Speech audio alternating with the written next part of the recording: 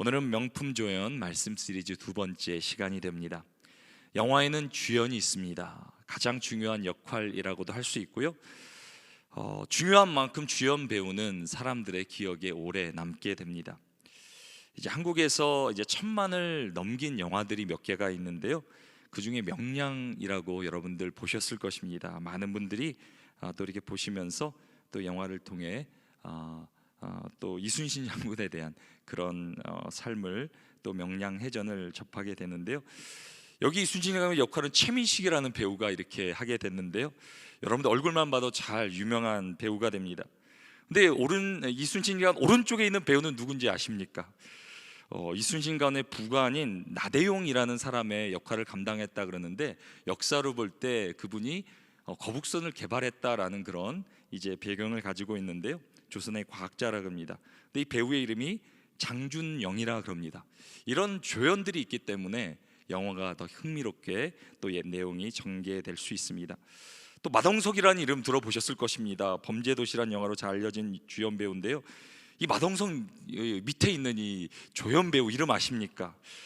진석규라는 배우라 그러는데요. 저도 이름을 잘 몰랐어요. 그래서 거기서는 이제 조직폭력배 역할을 하면서 주연의 역할을 돋보이게 합니다.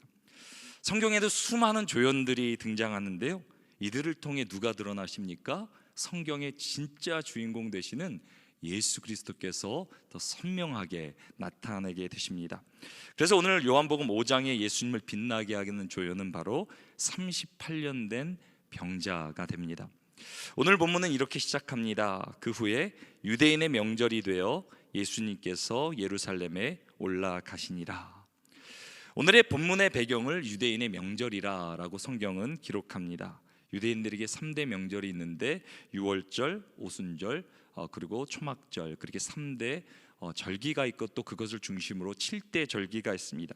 근데 특별히 3대 절기에는 모든 유대인 성인 남자들이 예루살렘으로 찾아와야 됩니다. 찾아와서 축제로 모여 또 하나님께 제사로 나아가야 됩니다. 예수님도 유대인의 절기가 되어 예루살렘에 올라가십니다. 지금 예루살렘은 사람들로 가득 차 축제의 분위기입니다. 이제 오늘 본문은 더 자세한 장소에 대한 배경을 우리에게 소개해 줍니다. 요한복음 5장 2절은 이렇게 기록하는데요. 예루살렘에 있는 양문 곁에 히브리 말로 베데스다라 하는 못이 있는데 거기 행각 5이 있다. 이제 오늘 본문에 예루살렘에 있는 양문 곁에 있는 베데스다라는 그런 연못을 소개합니다. 사진에서 왼쪽 상단에 보이는 건축물이 예루살렘 성전이 되고요. 그리고 사진의 가운데 위치한 문이 이제 양문, 양이 들어갔다 나왔다, 특별히 제물로 올려드리는 양이 왔다 갔다 하는 그런 문이 됩니다. 그래서 느헤미야서에 보면 무너진 성전을 다시 건축할 때 가장 먼저 건축한 문이 양의 문입니다. 이스라엘에게는 제사가 가장 중요하기 때문에 제물로 바쳐지는 양에 왔다 갔다 하는 그 문이 가장 중요한 문이 됩니다. 이제 양의 문 바로 옆에 이제 오늘 본문의 직접적인 배경이 되는 베데스다 연못이 있습니다. 베데스다라는 베데스다는 집이라는 의미의 베스와 은혜라는 의미의 헤스다라는 그 두 단어가 합쳐져 생긴 그런 파생된 단어가 됩니다. 그래서 베데스다는 우리 말로 하면 은혜의 집이 됩니다.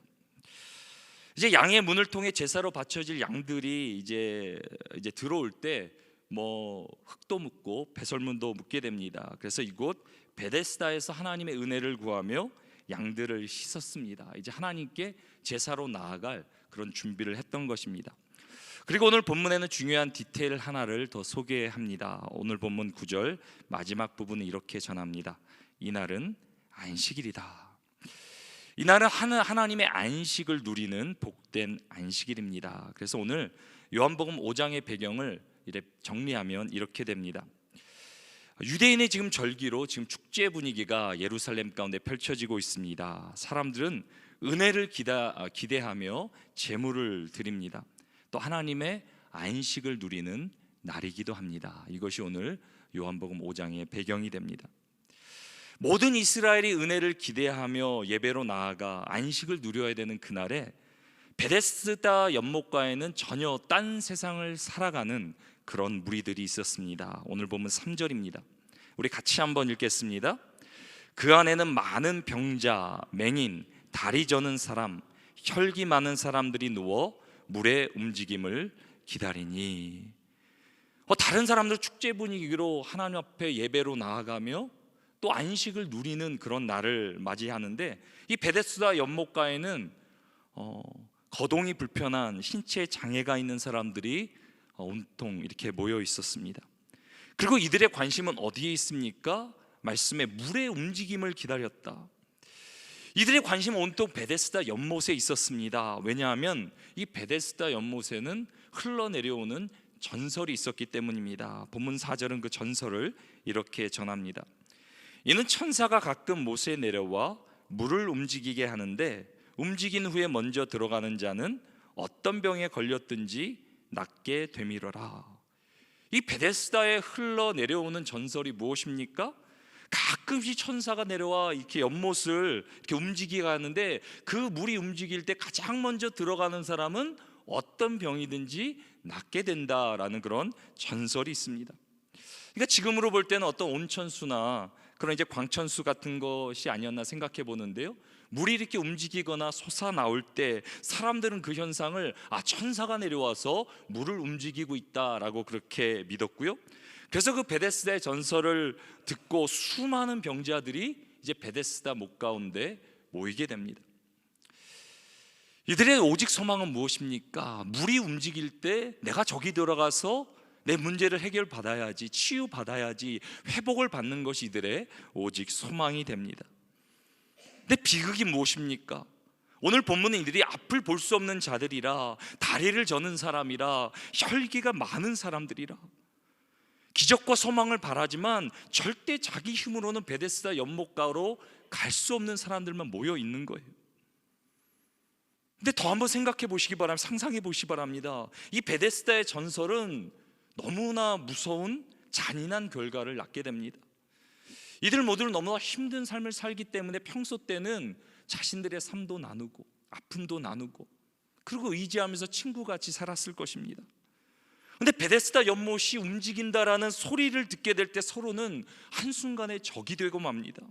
누가 서로 먼저 물에 들어가려고 나서려고 이제 서로 경쟁하며 싸우기 시작합니다. 모두가 은혜의 집이라고 부르지만 실제로는 은혜를 찾아볼 수 없는 절망의 집이었습니다.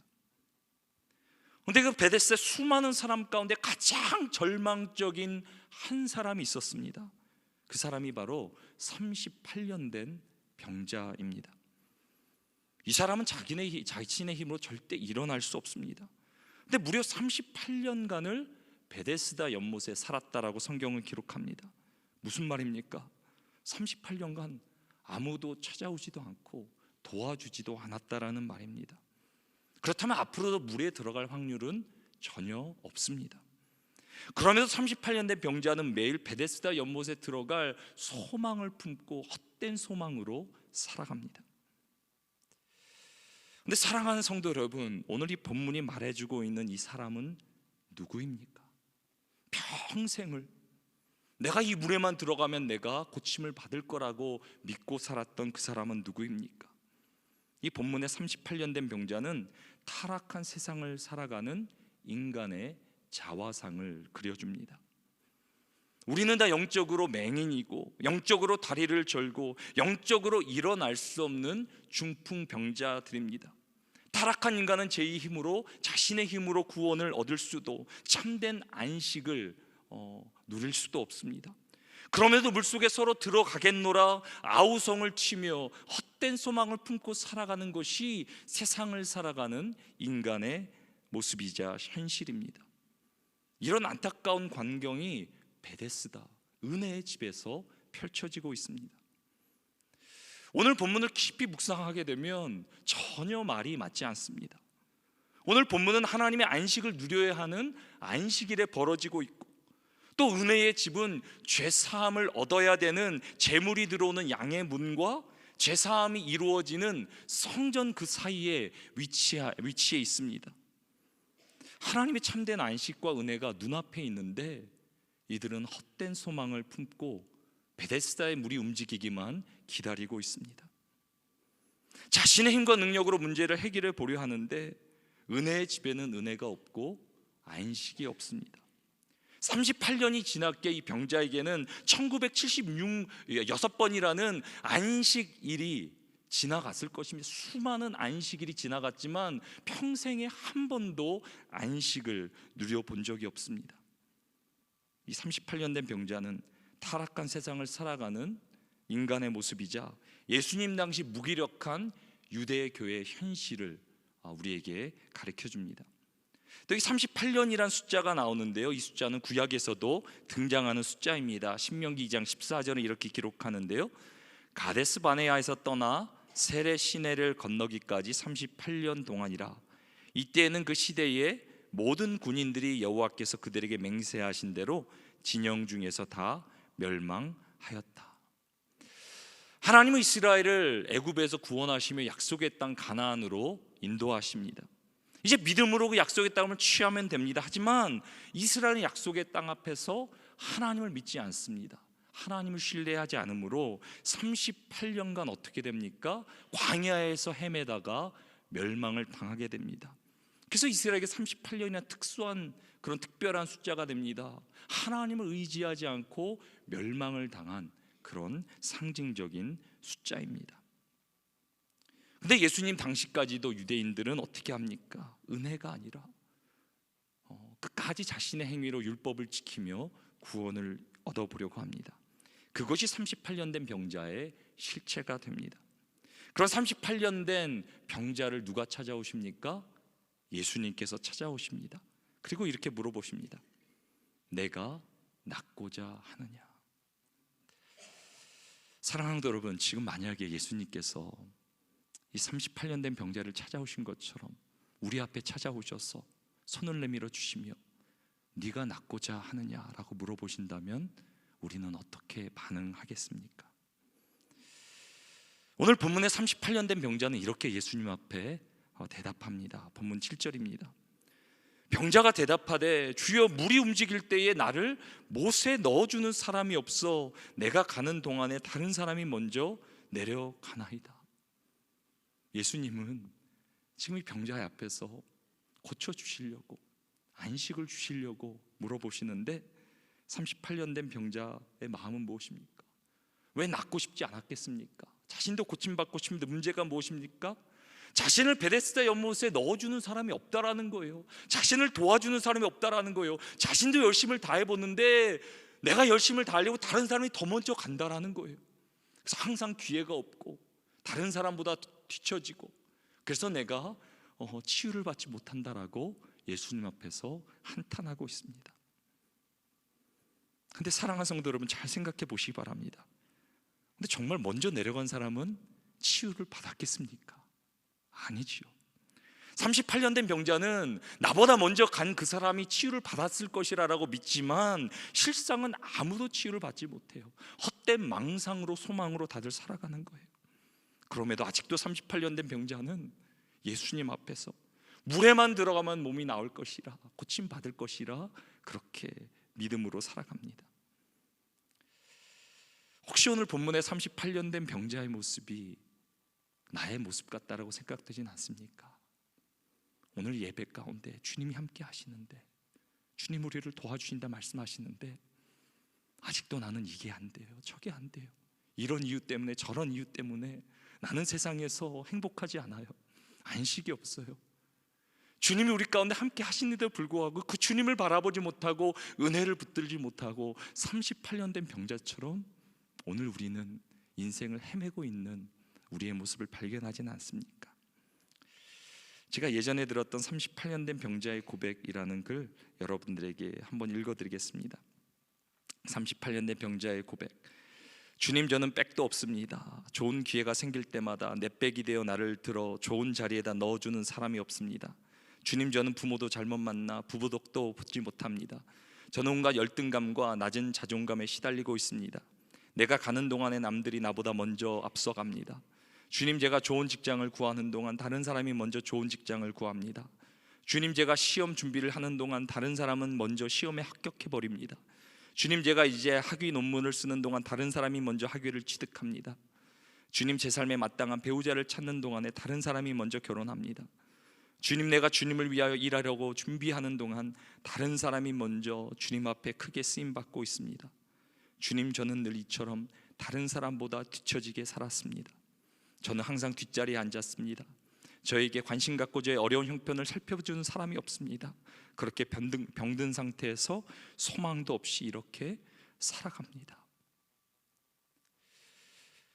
은혜가, 안식이 눈앞에 있는데 발견하지 못하고 헤매고 살아가는 38년 된 그 병자의 모습, 그 병자의 모습이 오늘도 세상을 헤매며 살아가는 우리의 모습은 아닙니까?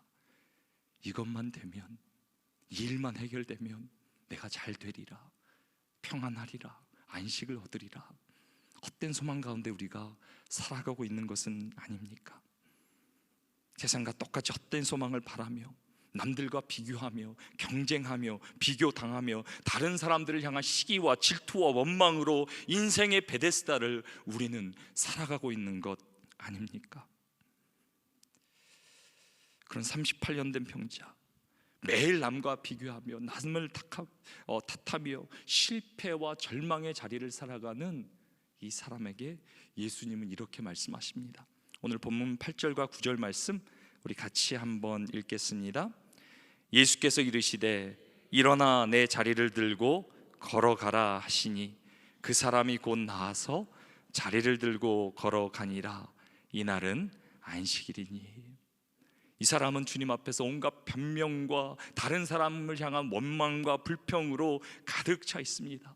아무런 소망이 없는 헛된 소망을 품고 살아가는 38년 된 병자를 향해 주님은 다른 말씀도 어떤 설명도 하지 않으십니다. 그 대신 뭐라고 말씀하십니까? 일어나 내 자리를 들고 걸어가라.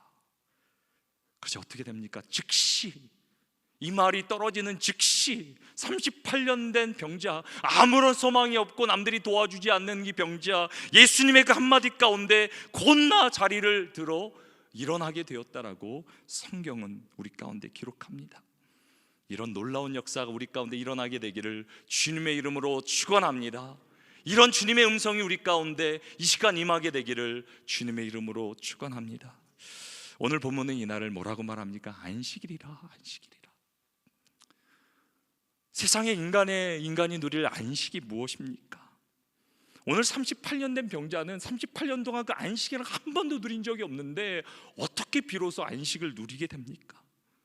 자신의 모든 생각, 편견, 나의 경험, 나의 헛된 소망 다 내려놓고 예수님의 말씀을 의지함으로 인해, 그 말씀으로 인해 참된 안식이 이 38년 된 병자에게 임하게 됩니다. 우리 예수 그리스도만이 우리의 참된 안식 되시는 줄 믿으시기 바랍니다. 우리도 이 시간 38년 된 병자같이 세상의 헛된 소망이 아니라 모든 것 내려놓고 예배 가운데 우리의 주인 되심의 왕 되신 그 주님을 바라보며 주님 말씀하실 때 아멘으로 믿음으로 나아갈 때 우리 안에도 세상이 줄 수 없는 참된 안식이 주어질 줄로 믿습니다. 주님이 이렇게 말씀하십니다. 수고하고 무거운 짐진 자들아, 다 내게로 오라, 다 내게로 오라. 인생이 얼마나 수고스러운 삶의 연속입니까? 이민 생활은 더 바쁘고 치열하고 정말 때로는 피 터지는 그런 현실이 아닙니까? 근데 주님께서 오늘 우리 가운데 수고하고 무거운 짐진 자들아 다 내게로 오라, 내가 너희를 쉬게 하겠노라. 주님께서 우리의 참된 안식이 되어 주시겠노라 말씀하십니다. 예수 그리스도 우리의 무거운 짐을 십자가에서 다 짊어지시고 담당해 주셨습니다. 자신의 죽음으로 우리의 질병을, 저주를, 죽음의 권세를 이기셨습니다. 이제는 주님 우리에게 치유와 생명과 소망과 하늘의 복으로 우리가 충만해지기를 원하십니다. 오늘도 예배를 통해 우리가 기도하는 가운데 우리가 붙들고 살아갔던 것, 이것만 되면 되겠노라라고 소망했던 것 다 내려놓고 우리의 왕 대신 주님을 소망하며 바라보며 나아가기를 간절히 소망합니다. 일어나 내 자리를 들고 걸어가라. 주님의 말씀에 의지하기를 바랍니다. 제가 이번 주에 우리 성도들한테 2명한테 연락을 이렇게 카톡 메시지를 받았어요. 제가 어제 받은 카톡 메시지예요. 이제 암투병 하시는 가운데 수술을 받으셔야 되고 치료를 받아야 되는데 우리가 함께 교회에서 기도하고 했던 분인데요, 저한테 이런 메시지를 주었어요. 목사님, 아무리 생각해봐도 오늘 아침은 정말 기적인 것 같습니다. 제 관상, 동맥, 혈관이 깨끗하다니. 저도 누워서 검사하는 사진 보면서 정말 놀랐습니다. 피 검사할 때마다 콜레스테롤 수치와 고지혈증이 높다고 했는데 많은 분들의 중보기도 덕분입니다. 하나님이 저를 살리신 것입니다. 제가 이 메시지 듣고 얼마나 감사했는지 몰라요. 하나님께서 우리를 지금도 붙들고 계시며 우리의 기도를 응답하시며 지금도 살아 역사하신 하나님, 그저 우리가 그와 같이 세상에 힘들고 어렵고 두려움 가운데 살아가는 것이 아니라 지금도 하늘의 안식으로 평강으로 또 하나님의 회복으로 능력으로 함께 하시는 그 하나님 우리와 동행하심이 얼마나 감사했는지 몰라요. 제가 어제 밤에 이제 한 분한테 전화가 왔는데 타주에 계시는 분인데 미국 분인데 갑자기 스트로크가 왔대요. 병원에 들어갔대요. 어떻게 해야 될지 모른다고. 믿지 않는 분이신데요, 너무 힘들다 보니까 연락이 왔대요. 그러면서 기도해 달라고. 그런데 오늘 아침에 제가 그래서 어제 기도해 드리고 같이 기도했는데 오늘 새벽에도 기도했는데 오늘 아침에 이런 연락이 왔어요. 오늘 그 친구가 연락이 왔습니다. 코리안 닥터 킴, 그분이 미국 분인데요, 그 병원에서 코리안 닥터 킴을 만났대요. 가족처럼 잘해 주었습니다. 스트로크 심텀은 다 지나갔고 MRI를 기다리는 중인데 곧 집에 돌아가 가족을 만날 수 있기를 기대하고 있다고 합니다 라고 연락을 들었는데, 그저 이렇게 몸이 낫는 게 아니라 저희의 기도는 무엇입니까? 주님을 만나 참된 안식을 얻게 해달라고 저는 지금도 이렇게 기도합니다. 우리 예수 그리스도만이 참된 안식이 되십니다. 지금도 그 주님께서 우리 함께 하시며 우리의 기도에 응답하십니다. 오늘도 38년이 지나서 아무런 눈에 보이지 않아도 오늘 주님을 의지하고 나가는 가운데 기적은 일어나고 하늘문은 열리고 하나님께서 우리 심령 가운데 참된 안식과 평강을 주실 줄로 믿습니다. 우리가 오늘도 기도하는 가운데 그 주님만을 바라며 주님이 주시는 천국을 우리 모두 누리며 참된 안식을 살아가는 것뿐만이 아니라 헛되고 정말 절망 같은 38년 된 병자같이 살아간 세상 가운데 우리가 예수 그리스도를 드러내므로 우리도 이제는 이 스토리의 조연이 돼서 주인공 되신 예수 그리스도를 증거함으로 예수 그리스도의 놀라운 그 생명이 우리를 통해 이 땅 가운데 전해지기를 주님의 이름으로 축원합니다.